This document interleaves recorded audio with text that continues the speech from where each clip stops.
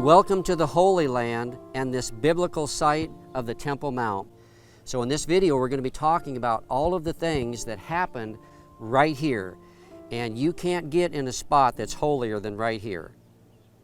You will never get here. For some reason, God in His divine sovereignty chose in a special way to focus His laser beam presence right here throughout much of history, and He will do it once again during the Millennial Reign. He will reign right here from a functioning temple. The same temple that will be built from which the Antichrist in the middle of the tribulation will set up and demand to be worshiped. He will go into the temple, commit the abomination of desolation as prophesied in Daniel 9, and he will set up his reigning place right here, the Antichrist, and he will demand that people receive the mark of the beast, and if they don't, they won't be able to buy or sell. So not only has this had a lot of history, but it still will have a lot of history. And then at the end of the tribulation period, when Christ comes back in power and great glory, right behind you on the Mount of Olives, then Christ will reign from Jerusalem for 1,000 years. And if you're a believer, you will come back with Him and you will reign with Him right here for 1,000 years. So just let that soak in for a moment. And as we go through what has happened here, you're just going to feel a sense of awe as you are right here witnessing all of these amazing things that happen.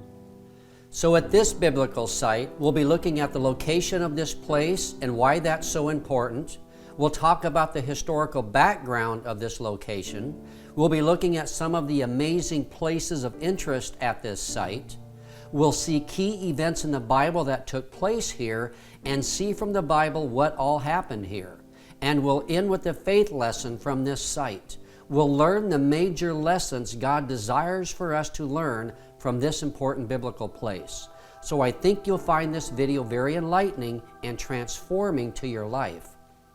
Now let's start with the location of this site, and I must tell you that I am really excited to share with you some archaeological discoveries that reveal the location of Solomon, Zerubbabel, and Hezekiah's original temple and temple platform, along with the expansion of the Hasmonean and Herod the Great's Temple Mount platform. Now, when we refer to the Temple Mount platform, what we mean is the square, box-like shape upon which the temple was built. We must understand that the temple was built upon Mount Moriah, of which we'll talk more in a bit. In order to build a structure upon the top of the mountain, a large foundation needed to be built first. It is this foundation that is referred to as the Temple Mount platform. Now I should mention that there are some today who claim the temple was located in the city of David and use some Bible verses and evidences to support their claims. Now while we have other videos that answer this issue in detail, I will just state one Bible account that reveals the temple was not in the city of David. Scripture clearly states that at the dedication of the temple that Solomon built in 1 Kings 7 and 8 and 2 Chronicles 4 and 5, that the Ark of the Covenant was brought out of the city of David to the temple and then permanently was housed at the temple Solomon built from then on.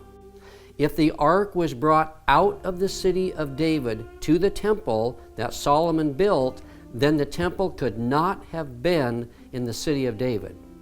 We have other videos that deal in great detail about the location of the Temple Mount and temple that is based on Scripture, archaeology, historical records, eyewitness accounts, and physical evidences that can still be seen today if you'd like to take a look at these videos. So now let's look at some amazing evidence that shows us the exact location of the original Temple Mount platform and its expansions by the Hasmoneans and Herod the Great. We begin at the northwest corner of the platform that was built in 691 AD by the Muslims, upon which they built the Dome of the Rock. And you can see this platform here today. This platform was not part of the original Temple Mount platform and was added specifically for the Dome of the Rock. It has 8 stairways leading up to this platform, and each stairway has arches at the top of the stairway. All these stairways are perfectly aligned with the platform except the northwest stairway. Interestingly, it is not aligned with the platform at all, but instead is aligned with the eastern wall of the Temple Mount platform. Also, what is really fascinating about this stairway is the bottom step. It is made up of large stones that are completely different from the others. These stones are from an entirely different time period and are much larger than any stones on this stairway. This is evidenced by what is called the boss outline of the stones. A boss is the carved outline around the edge of a stone that is cut away to give it a more pleasing and aesthetic look. Today, the boss of these stones has been filled in by a new layer of tiles. However, we have photos from 1972 that show the boss of these stones. Over the centuries, different kinds of boss shapes were used in different periods. For example, the boss shapes during Solomon, Hezekiah, Ezra, Hasmonean, and Herodian periods all have their unique shapes. The boss shape of these stones on the bottom step of this northwest stairway is from Solomon or Hezekiah's period. These stones are also close to the bedrock of Mount Moriah, which is the mountain upon which God ordered Abraham to sacrifice Isaac, upon which David built an altar, and upon which the original temple was built. These stones strongly suggest that they formed part of the original Temple Mount platform of Solomon or Hezekiah's time. Also, at the north end of these stones that make up the first step of this stairway, a corner is formed. A corner can be seen which goes eastward toward the eastern wall. Now at this point, I'd like to introduce you to a couple leading archaeologists. One is Lane Rittmeyer, who has worked as an archaeologist on this Temple Mount for around 50 years, and he is considered the leading expert. Another is Joel Kramer. These are both leading archaeologists, and much of this information that we are using, we want to give credit to Lane Rittmeyer for his discoveries. So now I want you to hear what Joel Kramer says about these steps and this corner section here. But anyways, I know Lane has continued digging here and in Jordan as well, and he serves as architect. So he points out, he really is the expert on the temple, and I do highly recommend his material. And so he points out this wall line right here. Now remember, when you're looking at walls or masonry, you see them from different periods. Do you see how different these stones are, right on this line right here than the other ones? These are very old. And so he has identified this as a wall line from Solomon's temple. Okay. Now, according to the Mishnah, which is Jewish writings about different aspects of Jewish laws, customs, measurements, and so forth, it tells us that the original Temple Mount platform measured 500 cubits square. Using the royal cubit, which was the universal measurement of these times, it would be 861 feet or 262.4 meters in length. Amazingly, the measurement from the corner of this pre-Herodian stone step is exactly 861 feet or 262.4 meters to the eastern wall. So it fits perfectly to be the northern wall of the original Temple Mount platform. This northern edge of the original Temple Mount platform also is in line with the current Dome of the Rock platform. Additional evidence of a pre-Herodian wall can be found underground as well by Cistern 29. There is a rock carving where you can see underground the face of this wall. Now, considering these factors, we now have strong evidence of where the northern wall of the 500 cubit Temple Mount platform is. Next, we come to the eastern wall. just north of where the northern wall of the 500 cubit mount platform meets the eastern wall, we find an offset in the wall located 68 feet or 20.73 meters north to this intersection. This offset reveals that there was once a tower at this corner for protection purposes. We also see by this eastern gate area ancient stones with the kind of boss shapes that go back to Solomon or Hezekiah's period. It should be mentioned that the eastern wall location was never changed during the entire history of the Temple Mount. It was just added onto and repaired. This is so because of the Kidron Valley and its steep decline on this side. So again, these ancient stones reveal that the eastern side of the 500 cubit Temple Mount platform dates back to the time of Solomon or Hezekiah. Now, measuring from this intersection where the northern wall meets the eastern wall, we see a curious bend in the wall at exactly 861 feet or 262 meters. So the eastern side from the intersection of the northern wall, measuring 861 feet or 262.4 meters, we come to a curious bend in the wall. This bend in the wall is the result of later construction that was added onto the 500 cubit Temple Mount platform during the Hasmonean period in around 164 BC. The Hasmonean period briefly was when the Jews reconquered their land and took control back of the temple and Jerusalem. Now, their construction used a slightly different angle than the original platform did. Also, there is a change in the stone style. The stones after the bend have a boss shape that dates to the Hasmonean period. The stone positioning and configurations also indicate a corner was once located at this bend in the wall. This archaeological evidence reveals that this point was the corner of the original 500 cubit Temple Mount platform. Again, this section of the eastern wall measures exactly 861 feet or 262.4 meters, which is 500 cubits. Next, we'll look at the southern wall of the original 500 cubit Temple Mount platform. Measuring 853 feet or 260 meters from the southeast corner of the original 500 cubit Temple Mount platform, which has the bend in the wall, we come to the entrance of Barclay's Gate. This gate was built later by Herod and was butted up against the southern wall of the original 500 cubit Temple Mount platform.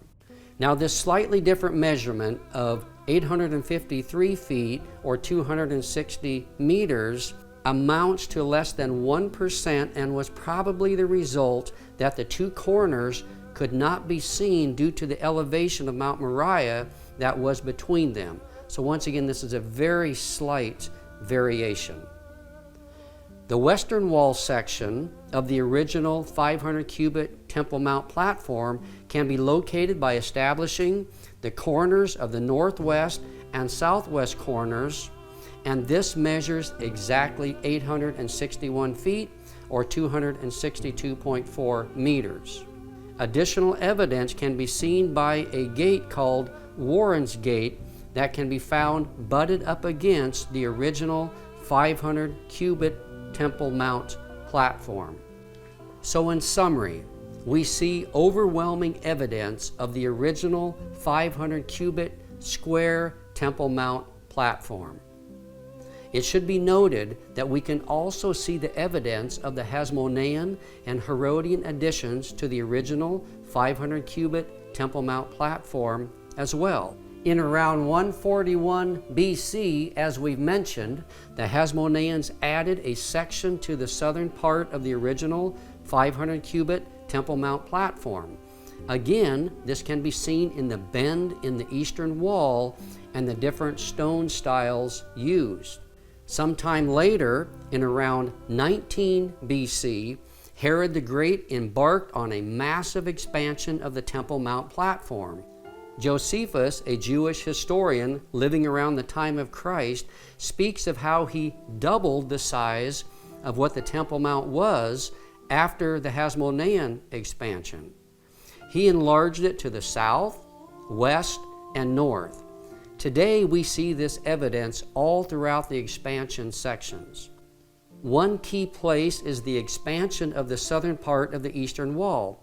There is a notable seam in the wall that reveals Herod's expansion, which was added onto the Hasmonean expansion. This seam clearly shows the change from the Hasmonean to Herodian stone styles. The location and configurations between the Hasmonean and Herodian stones show this was once a corner. Also, the Herodian stones along the western wall section speak of Herod's expansion on this side. Additionally, at the northern wall of the Temple Mount are holes in the wall that show where a portico was once located. Again, the eastern wall of the original 500-cubit Temple Mount platform was never changed. It was just added onto and repaired. And we know that the eastern wall was never changed because we see these original ancient stones dating back to Solomon and Hezekiah and this time period. Again, it was repaired and added onto it, and that's why stones above on the eastern wall are different in style, smaller in shape than the ones down at the base. Lastly, the location of the original temples can also be established with certainty. Inside the Dome of the Rock is the highest point of Mount Moriah. On this massive stone, we can see a cutout square that once housed the Ark of the Covenant, and its measurements are the exact size of the Ark of the Covenant. And to the sides of this square, the foundation of the Holy of Holies can be seen. It should be noted that the altar that David purchased from Araunah the Jebusite was just east of the top of the mountain in a flatter area. So it was just down below where the high point of Mount Moriah was, where the Holy of Holies was. Here you can see where the altar would have been located in relation to the rock inside the Dome of the Rock. So all of this evidence just reveals the location of the original Temple Mount platform, and then the temple that Solomon built, and then Zerubbabel built, and then Herod the Great renovated. Again, we have other videos that speak of the location of the original 500-cubit Temple Mount platform and the temple in much more detail if you'd like to learn more. Now, the Temple Mount is located on the eastern side of Old City, Jerusalem, and it occupies 1/6 of the current size of Old City, Jerusalem. It's 35 acres in size, the equivalent of 35 football fields. It's massive, and Herod the Great is the one who enlarged this Temple Mount. Now, a little bit about the historical background. The Temple Mount has played a center stage role for much of Israel's history and has functioned as the center of God's dwelling place and ministry on this earth. So now what we're going to do is we're going to talk about this Temple Mount. We're going to look at passages in the Bible that talk about what has happened here. And I think you're going to find this, once again, so enriching. This is just one of my favorite places to be. Why? Because of all that God did right here. This was a supernatural focus of His dwelling place right here. To see all the amazing events that happened here, please watch part 2 of this video. So thank you for watching this video. I hope that you have found this very, very enriching, and may God richly bless you.